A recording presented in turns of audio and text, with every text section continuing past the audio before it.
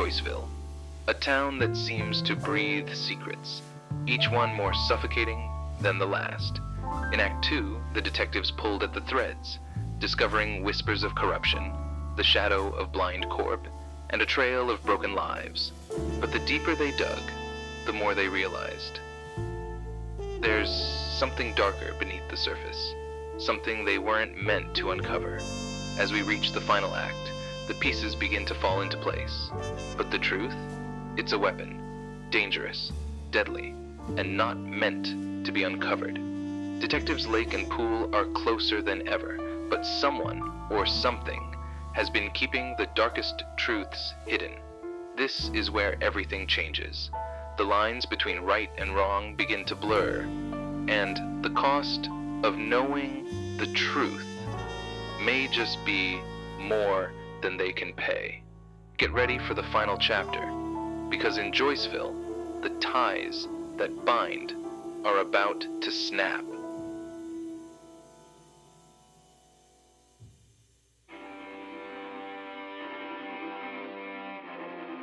The fog had long since wrapped Joiceville in its relentless grip, and now the investigation into Old Man McDonald's death was finally reaching its conclusion. But Joiceville, like its weather, wasn't quite ready to let go of its secrets. Every turn in the case had led the detectives in unexpected directions, each new revelation feeling like a twist of fate. And now, the culmination of all those threads was drawing them toward one final, unsettling confrontation. Inside the police station, Detective Lake and Detective Pool stand by the evidence board, a collection of pictures and notes, now littered with red strings connecting seemingly unrelated clues. Forensic analyst Steve stands in the corner, his earlier frantic energy subdued. He watches the detectives with a nervous smile, unsure how to read the atmosphere. Major Simone stands across from them, casually sipping a cup of coffee, as if she had nothing to do with the chaos unfolding around her. We've been chasing our tails for days, and now we finally have the answers. I knew it. It's always the simplest thing, isn't it? You spend all your time thinking it's something big, and then, bam, it's right in front of you.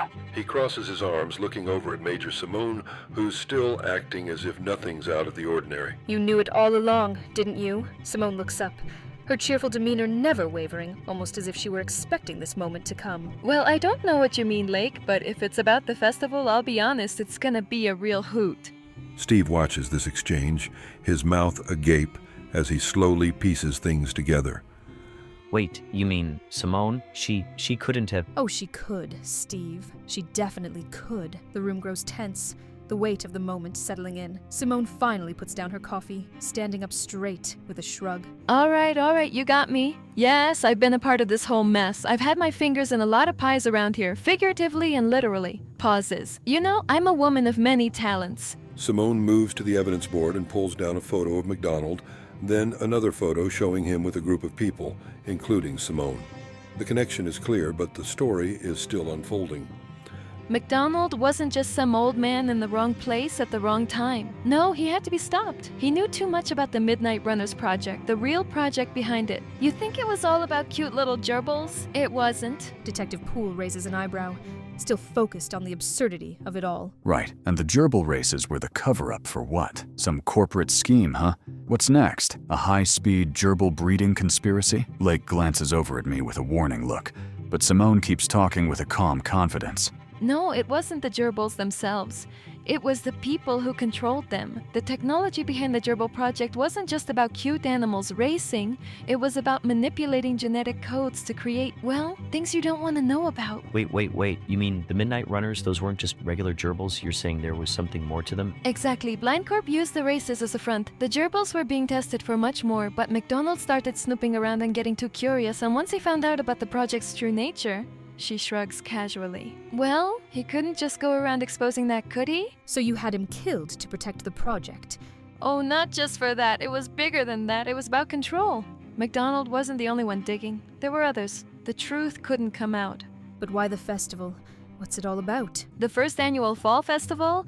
Oh, that's Blind Corp's contribution. You think they sponsor it because they love apple cider and pies? No. They're using it to keep the people of Joiceville distracted. You think people care about a few murders when there's a free carnival in town? It's all about control, Lake. The pie-eating contest, the entertainment. It's all part of the plan to keep people from noticing what's really going on. Right. So, we're talking about genetic experiments, corporate greed, and a festival. And all because of gerbil races. That's just too weird. Steve, still in the corner, is looking a bit overwhelmed, his head spinning as the absurdity of it all hits him. But you can't be serious. The gerbils were cute. Everyone loved them. They were harmless. They were too cute, Steve. That's what made it work. People would never suspect a thing. The tension in the room shifts, and Detective Lake, still calm, but now with a firm resolve, takes a step forward. So it was you. You killed him. Simone leans back against the desk again, as if she were explaining the day's weather, completely unfazed by the accusation. Of course. And I'd do it again, too. But that's the game we're playing. It's just too bad McDonald couldn't keep his curiosity in check. She picks up her cup of coffee again, sipping it slowly. Anyway, I think we've all had enough of the serious talk, haven't we? How about we wrap it up and head to the festival? You don't want to miss the apple pie contest. Lake and Pool exchange one last look. The case has been solved, but the underlying questions about the town and its relationship with Blind Corp linger. You really do love your festivals, huh? Lake doesn't respond. She just watches Simone with a steady, calculating look. The tension in the room is palpable as the realization of Simone's guilt settles in.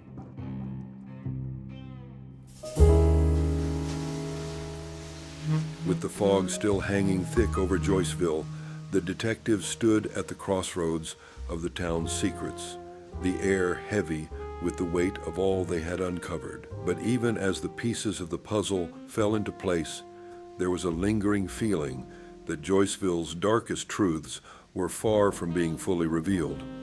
Yet for now, the case of Old Man McDonald's death had found its resolution. Detective Lake and Detective Pool sit at a booth, both looking slightly weary, but with a sense of quiet accomplishment.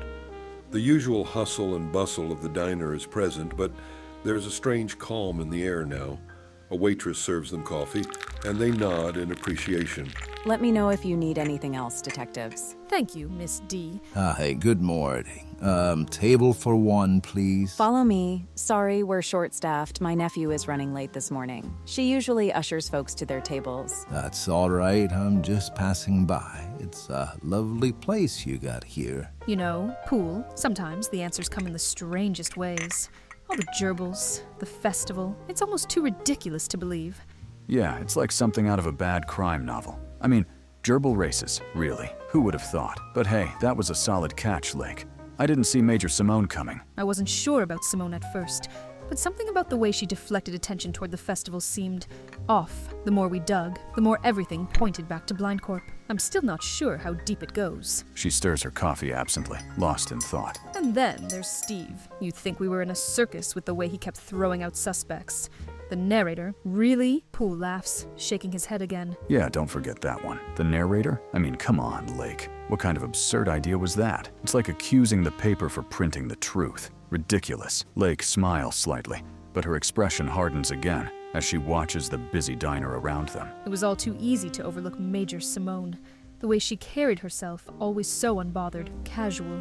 But that was the trick, wasn't it? The sweet, harmless goofball act makes it easier to slip under the radar, especially when you're pulling all the strings. She looks across the diner, as if searching for something in the faces of the patrons. I guess, but it just feels wrong. A big corporation like Blind Corp, using something as simple as a gerbil race to cover up something so twisted.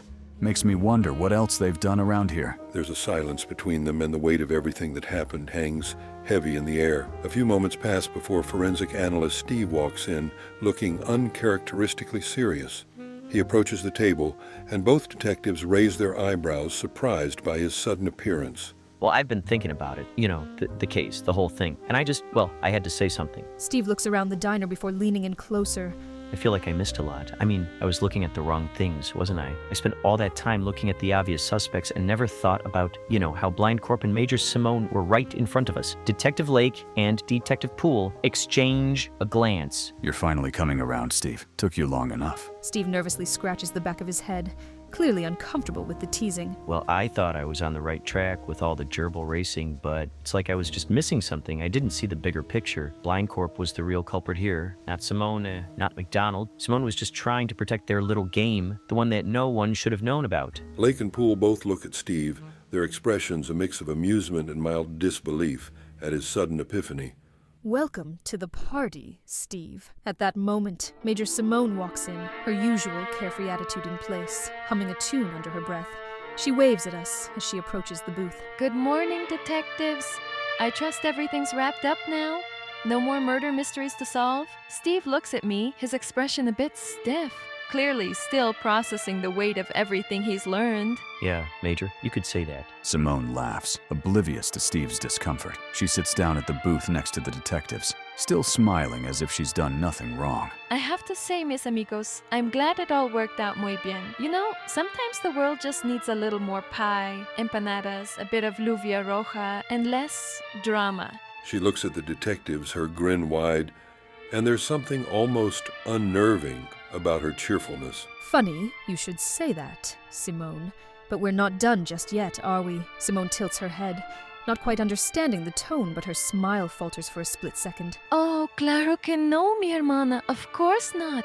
There's always more to do, always more to fix. You're 100% under arrest, Mayor Major Simone, for the murder of old man McDonald. Simone's smile falters, and for the first time, a flicker of something darker crosses her face. She leans back in her chair, still calm, but now fully aware of what's happening. Ay, carajo, no jodan, ¿se dieron cuenta? Haha, well, it was bound to happen eventually, wasn't it? You did your job, I did mine. It's all a part of the game. Simone stands, her demeanor still unruffled as we move toward her. Handcuffs at the ready. She pauses for a moment, looking at each of them, her face softening into something almost regretful. Tú sabes que tal vez en otra vida podríamos haber sido amigos. The mood in the diner has shifted. What was once an ordinary day is now marked by the arrest of a town figurehead. And so, the case was closed.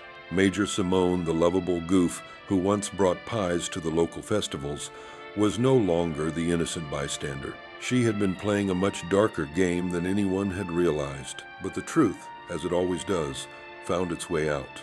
As the detectives walk out with Simone in tow, Lake looks over her shoulder at Steve, who is still sitting at the booth, his face a mix of disbelief and relief. You did all right, Steve. I'll give you that. But next time, no more narrator theories, all right? Damn right, Steve. At least we can all finally, fuck, it's raining blood? Why is the rain red? That's another mystery. For another time, Pool. For now, we have to book this criminal. Lake and Pool step outside into the fog, the case concluded, but the feeling of Joiceville's secrets still lingering in the air.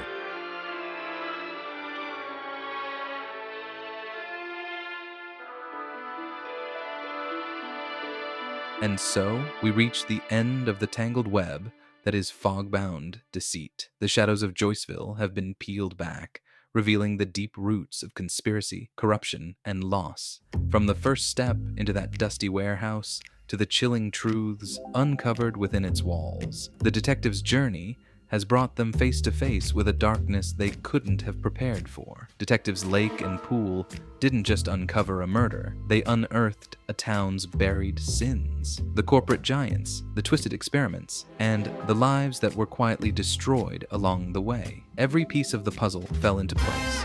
But, as with all things in Joiceville, the truth is never as simple as it seems. What you've seen, what you've heard, is only part of the story. There are more secrets, more lives tied to the darkness of Blind Corp.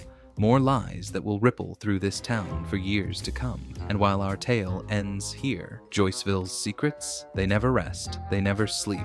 Thank you for walking this twisted road with us. The fog may have cleared, but don't think for a second that the truth has been fully revealed. It's only just begun. This episode is made possible by listeners like you. Visit our website at lifedesign.net/excuseus. For support or additional information, please visit our website or Patreon page at patreon.com/rodpoolart. Tonight's production of Excuse Us, a mystery drama with delightful undertones of humor and eldritch horror. was produced by Rebecca Lake Pool and Rodrigo Pool. Written and directed and performed by Rodrigo Pool in association with R&R Aside Audio Theater. Music and sound effects by Epidemic Sound. Some other sound effects were recorded live on set. Voice modulation by 11 Labs. If you're enjoying this production, please make sure to review or subscribe to our show wherever you listen to your podcast. Check out our Patreon page for bonus content. Until next time, this is Rodrigo Pool saying thank you very much for listening.